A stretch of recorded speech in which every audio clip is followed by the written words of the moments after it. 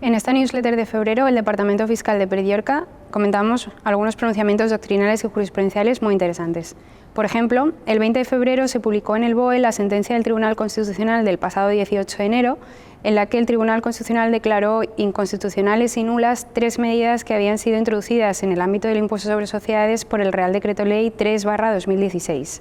En concreto, mayores restricciones en la compensación de bases imponibles negativas, mayores limitaciones en las deducciones para evitar la doble imposición interna e internacional y la obligación de integrar en la base imponible de los ejercicios 2016 al 2020 los deterioros de participaciones que hubieran sido fiscalmente deducibles en ejercicios anteriores,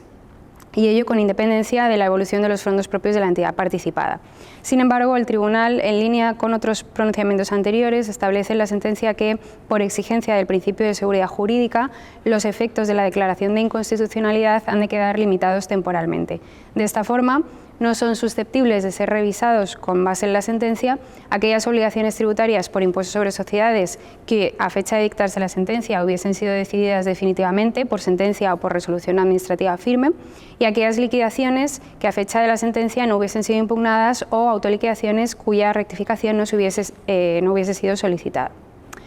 Esta limitación de efectos plantea algunas cuestiones interrogantes tanto en relación con las propias medidas analizadas por el Tribunal Constitucional en esta sentencia, como en relación con otras medidas que también fueron introducidas por el mismo Real Decreto Ley 3/2016 y que no son analizadas en la sentencia porque no se incluyeron en el auto de planteamiento de la cuestión de inconstitucionalidad.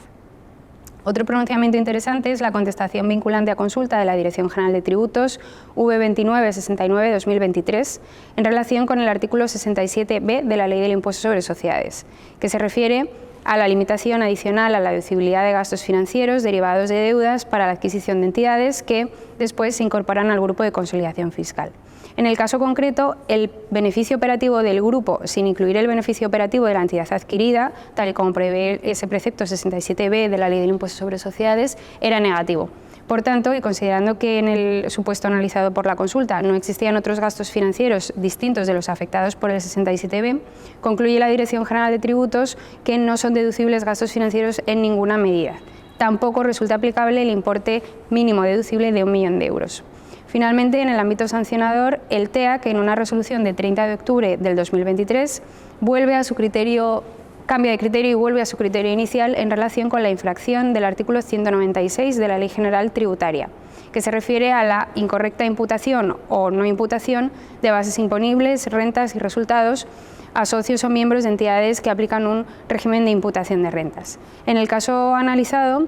referido a una UTE,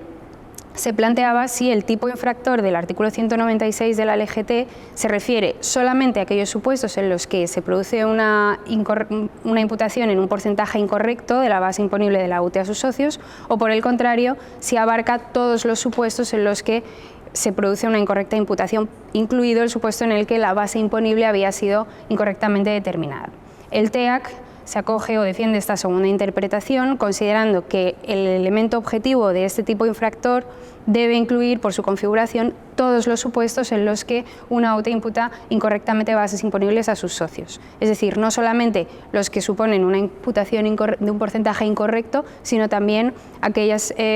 imputaciones incorrectas que vienen de una, a su vez, incorrecta determinación de la base imponible, como sucedía en el caso analizado, en el que la UTE había deducido incorrectamente determinados gastos financieros. Estos cambios de criterio del TEAC se derivan, a su vez, de varios cambios de criterio de la Audiencia Nacional.